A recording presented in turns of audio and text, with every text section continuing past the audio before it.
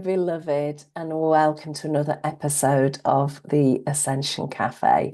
Grab yourself a cuppa, come and sit down and join me. Today, I have been very much guided to reflect with you upon our greatest teachers in this life. And those greatest teachers could be in the physical and in the spiritual. But before we do that, I just want to focus a tiny bit on the current energies. I, for one, certainly feel like I am not out. I am not out of the year of the snake energy, by no means. I am still shedding the skin of the past. And that's okay. That's okay because things don't have to work to our human timings. There's still things to be cleared, to be healed and released. And I know I'm not on my own. I've spoken to many beautiful friends who are on our sacred path, and many of the beautiful people that I have the honor to support on this journey who are also too feeling the same, that we're not quite out of that energy of the year of the snake.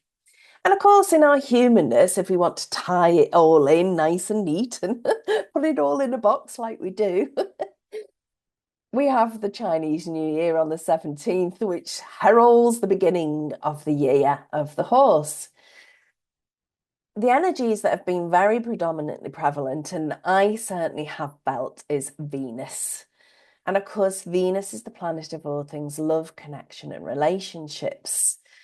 Not only does the energy of Venus help us to soften in to love and to heal our relationships, but it also illuminates where we may be out of alignment with the people in our lives, but also as well where we, and it is us ourselves, are actually not responding to the lessons that we can learn through those loving connections. Our path is our responsibility, completely and utterly. It is nobody else's, but we are blessed with these teachers in our lives. And I think this energy of Venus and this hanging around in the ear of the snake, this energy of shedding, is very purposeful because we've done so much inner work, haven't we? Let's be honest, beloveds. A lot of our sacred path so far has focused on healing, releasing, and clearing, and that has to happen. That is important. But what about learning from all of those experiences? How much are we actually doing of that? Oh, we might be doing our studies, There's quite a lot of us that done an awful lot of studying since we're spiritually awoke. It's part of the path and it's exciting. I love learning. I don't know about you, but I absolutely love learning. I think it's wonderful to learn. I think it's exciting, especially when it's something new. And what I'm showing you today isn't something new.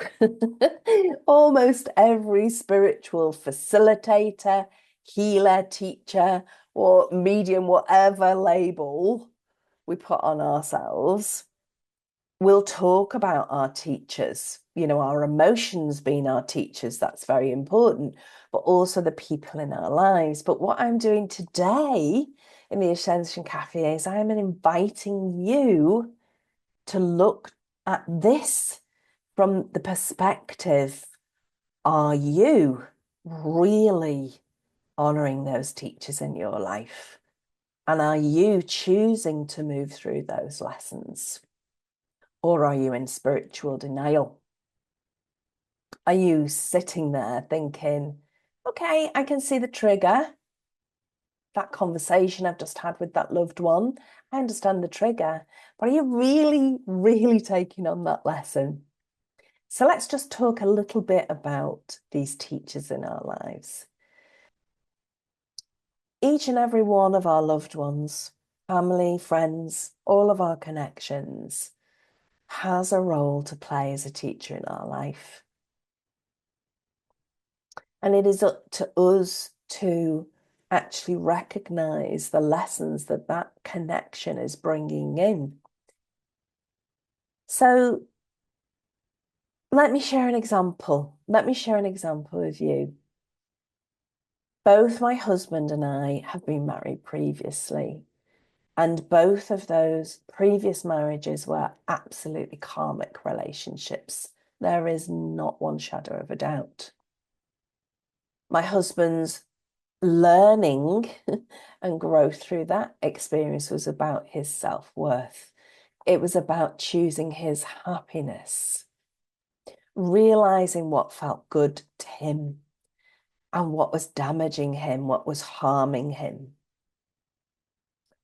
Mine was very much about self-worth too, but mine was about putting myself first, which is extremely difficult when we have been so conditioned to care about others, and especially for those of us that have chosen a female gender, the expectation of us to be self-sacrificing mothers for a start off, or wives, is quite huge.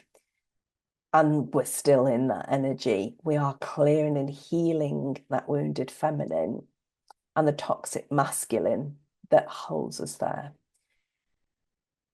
So my lesson was very much about self-worth, but from the point of view of actually putting myself first, knowing that I can only give to others truly when my cup is full. And for my husband, it was about self-worth, choosing his happiness. Isn't it really interesting that these karmic relationships often are about self-worth? We're so conditioned to be quite self-sacrificing in this life, aren't we? To give too much of ourselves away to others. And then that becomes an expectation. Think about the workplace. Think about the culture we have in the UK, especially. And for those of you that are listening to me globally, I'm sure your culture in the workplace is very similar. There is an expectation. You have your contract, and in that contract, you have contracted hours of work.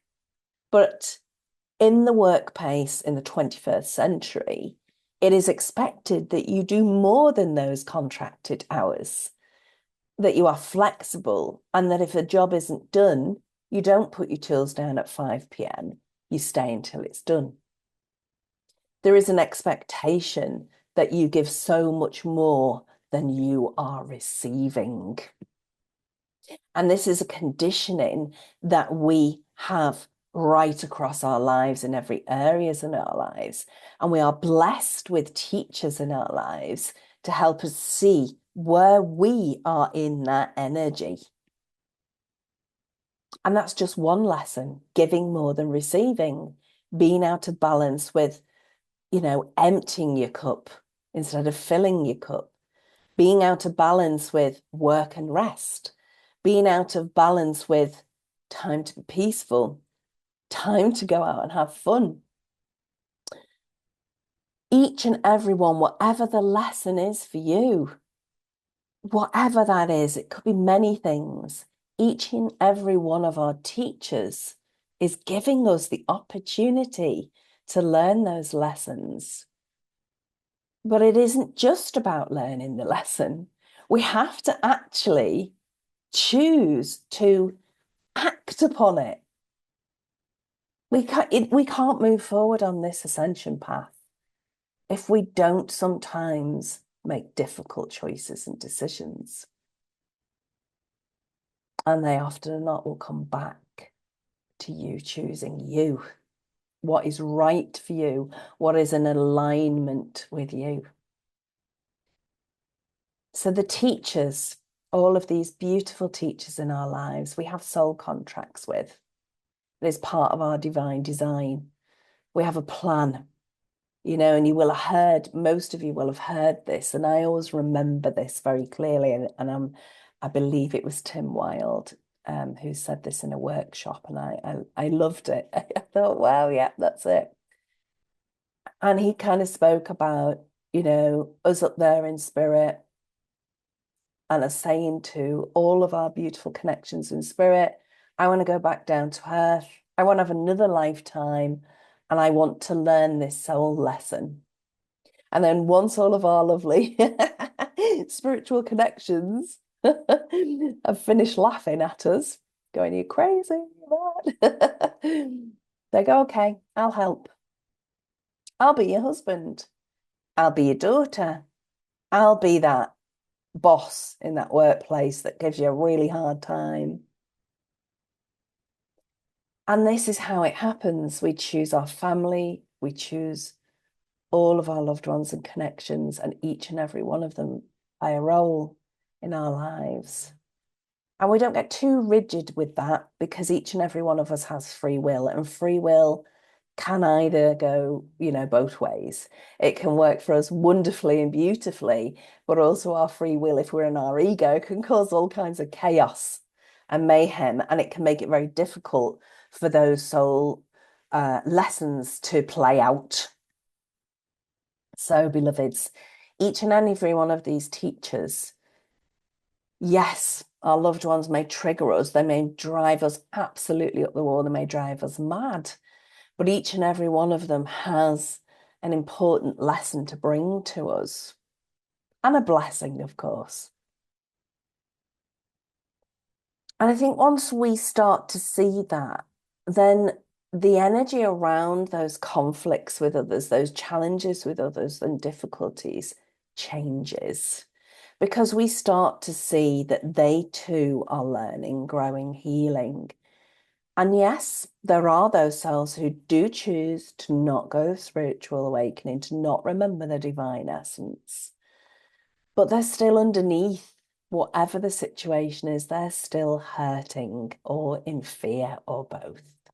When we're truly in compassion and we start to see that in others, then we truly understand that we are all here, learning, growing, muddling by. We see them as our teachers, not as our enemies, not as somebody who is here to make your life difficult. And yes, people do terrible things to us. People let us down, they lie to us, they deceive us, often or not for their own gain or because they are in fear, because they're not coming from a place of love. They may be coming from ego or from self-gratification, whatever it is. But we start to move into that place of compassion for others. Not only does that soften the blow of our challenges and our conflicts with others, but it also really helps us to move through our lesson.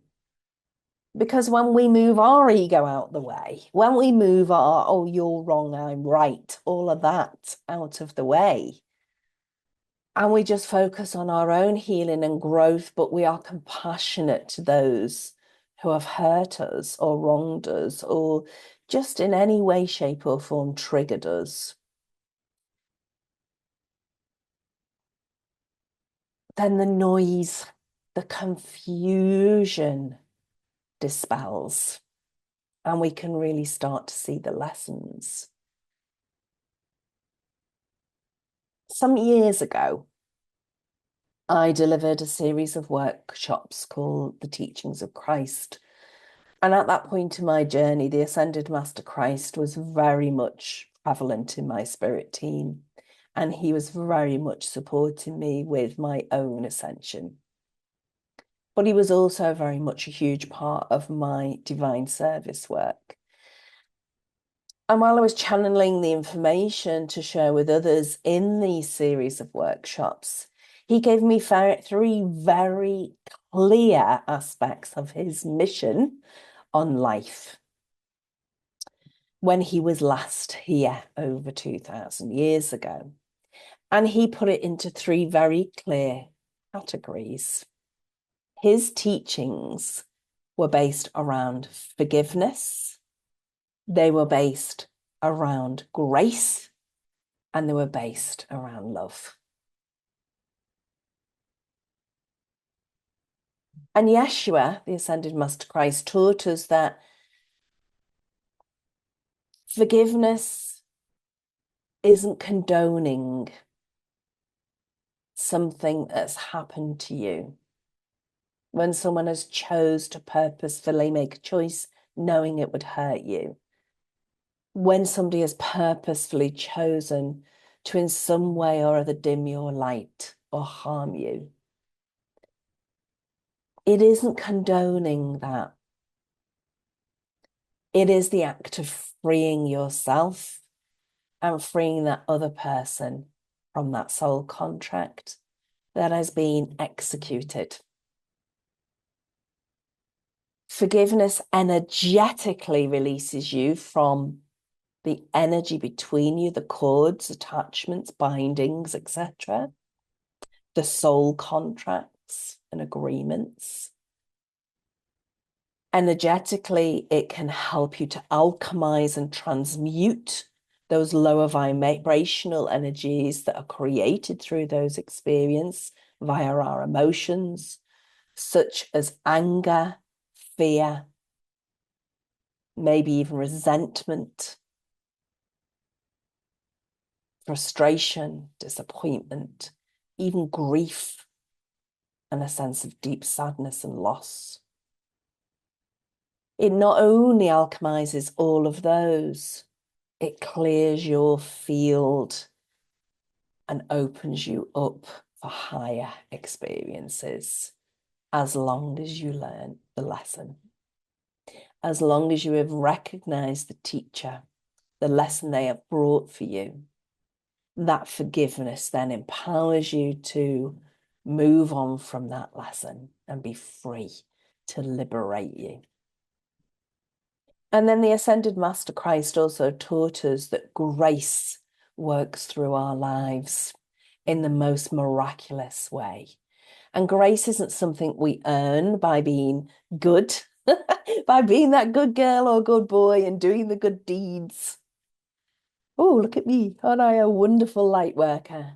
No, no, grace is not about that at all. Grace is given to us from the divine via the Holy Spirit to help and support us through our challenges, to help and support us to align with what is for our highest and greatest good. It is an energy, a divine energy that flows and comes to us as a gift. And we can receive grace when we start to really work through our lessons and to start to bring in that deep self-awareness. Well, we're in that situation. Where did I actually make some pretty, unaligned choices? And where did I say or do something that really wasn't kind and wasn't in my integrity? Grace helps us to be truly honest with ourselves, not from a place of judgment, but from compassion. And then, of course, Jesus taught us all about love. And boy, love is the most beautiful connecting energy between each and every one of us. And how blessed we are to be able to experience love in our humanness. All of those wonderful things in our relationships with others, those connections, those experiences we have, whether they are simply enjoying everyday life together and the simple things, or whether it's the bigger life stuff that we celebrate, like a birth or a marriage, whatever. It's just all amazing, isn't it? It's all amazing. But love truly does conquer all. Love does overcome every challenge. When we choose love over fear, when we choose faith over doubt, then we truly become the light for others. The more lessons we learn from a place of compassion, not from judgment for ourselves or for others, the more that we learn to forgive and let go of the past, the more grace will flow through our lives, the more we will be open to receiving that grace in our lives. And the more that we will vibrate with the very energy of divine love. The more that we honor every single teacher in our lives, whether they are human or whether they are an elevated, illumined being, an illumined master, spirit guide. And the more that we see and honor the teacher in us.